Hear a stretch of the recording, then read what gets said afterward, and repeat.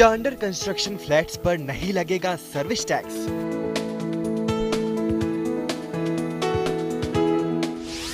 क्या 2010 से खरीदे गए फ्लैट्स पर वापस होगा सर्विस टैक्स?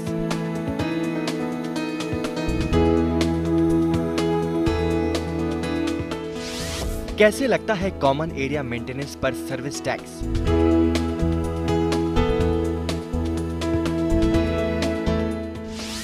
कैसे लगता है पावर बैकअप पर सर्विस टैक्स? जून में दिल्ली हाई कोर्ट ने केस में फैसला दिया कि अंडर कंस्ट्रक्शन फ्लैट्स पर सर्विस टैक्स नहीं वसूला जा सकता।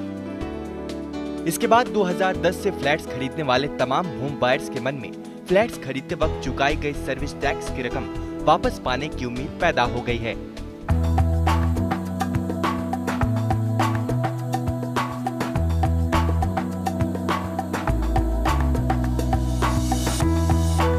क्या ये उम्मीद पूरी होगी? आखिर होम बायर्स को कैसे मिलेगा सर्विस टैक्स का पैसा, जिसका रास्ता कोर्ट के इस फैसले के बाद उन्हें नजर आने लगा है। दरअसल इस उम्मीद का पूरा होना बेहद मुश्किल नजर आता है। सबसे पहले तो सरकार ही इस फैसले के खिलाफ सुप्रीम कोर्ट जाने वाली है। देखिए, जो सर्विस टैक्स के लिए दिल्ली हाई कोर्ट का डिसीजन आया है वो पर्टिकुलर एक केस के लिए आया है। उसका भी कोई सभी पे इम्प्लीमेंट नहीं हुआ है, और इम्प्लीमेंट करने के लिए अगर कुछ भी करना है तो वो फाइनेंस एक्ट 2010 में जो पास हुआ था जो सर्विस टैक्स को लेकर, उसमें अमेंडमेंट करने पड़ेंगे। मौजूदा माहौल में भी सर्विस टैक्स का ये नियम सिर्फ दिल्ली हाई कोर्ट के अधीन इलाके पर ही लागू होता है। इसके पहले मुंबई और कर्नाटक हाई कोर्ट ने इस मुद्दे पर सर्विस टैक्स वसूली के पक्ष में ही फैसला दिया है। ऐसे में अलग अलग हाई कोर्ट से अलग अलग फैसले आने पर खुद ही ये मुद्दा विवादित हो जाता है और अब सुप्रीम कोर्ट में ही इसका निपटारा होगा। सुप्रीम कोर्ट से भी अगर सरकार को राहत नहीं मिलती है तो बहुत मुमकिन है कि सरकार अध्यादेश लाकर एक्ट में बदलाव करके इस फैसले को लागू करा सकती है। यानी कुल मिलाकर सर्विस टैक्स वापसी की संभावना ना के बराबर नजर आती है।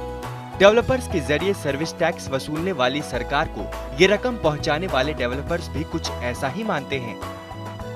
चूंकि ये दिल्ली हाई कोर्ट का फैसला है, तो जो दिल्ली हाई कोर्ट के सबऑर्डिनेट कोर्ट्स हैं ये उन पर लागू है। जैसे कर्नाटका में या मुंबई में हाई कोर्ट के जो डिसीजंस हैं वो इस डिसीजन से अलग हैं, वो उनके सबऑर्डिनेट कोर्ट्स पे लागू हैं।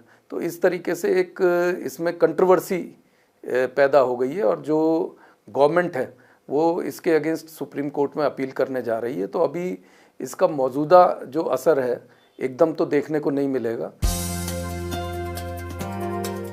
सर्विस टैक्स की उलझन से होम बायर्स सिर्फ यहाँ तक ही परेशान नहीं है। घर का पोजीशन लेने के बाद भी कॉमन एरिया मेंटेनेंस यानी कैम और पावर बैकअप पर भी सर्विस टैक्स चुकाना पड़ता है। इसको लेकर भी बड़ी दुविधा होम बायर्स में बनी रहती है। आखिर क्या है इसके नियम, आइए आपको बताते हैं। अगर सोसाइटी के मेंटेनेंस का जिम्मा डेवलपर के पास है तो फिर कैम चार्ज पर सर्विस टैक्स चुकाना होगा। अगर सोसाइटी के मेंटेनेंस RW के हाथ में आ जाती है तो फिर 5,000 रुपए महीना कैम चार्ज चुकाने वालों को किसी तरह का सर्विस टैक्स नहीं देना होगा।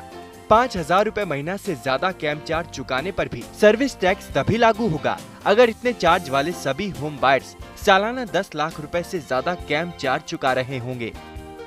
यानी कैम के मसले पर सर्विस टैक्स की वसूली का सीधा सीधा वास्ता इस बात से तय होता है कि आखिर मेंटेनेंस का जिम्मा किसके पास है।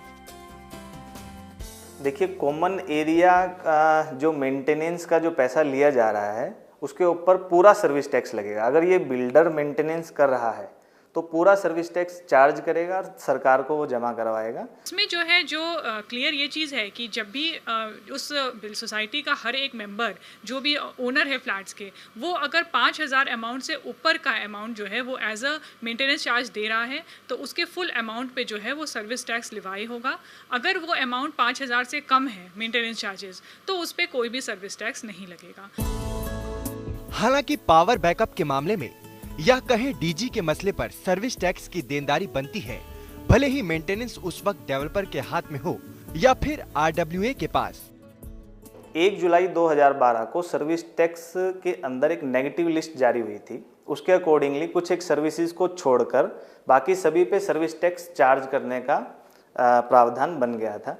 तो 1 जुलाई 2012 से पहले तो फिर भी लोगों के बीच में कुछ मतभेद था कि भी इसके ऊपर लगेगा या नहीं लगेगा, वो स्थितियां अलग थी। लेकिन एज ऑन डेट जब से नेगेटिव लिस्ट जारी हो चुकी है, इस पावर बैकअप सप्लाई सर्विसेज पे सर्विस टैक्स लगेगा, पूरा लगेगा, और ये लगेगा, इसको रिकवर करना है और आगे जमा करवाना है।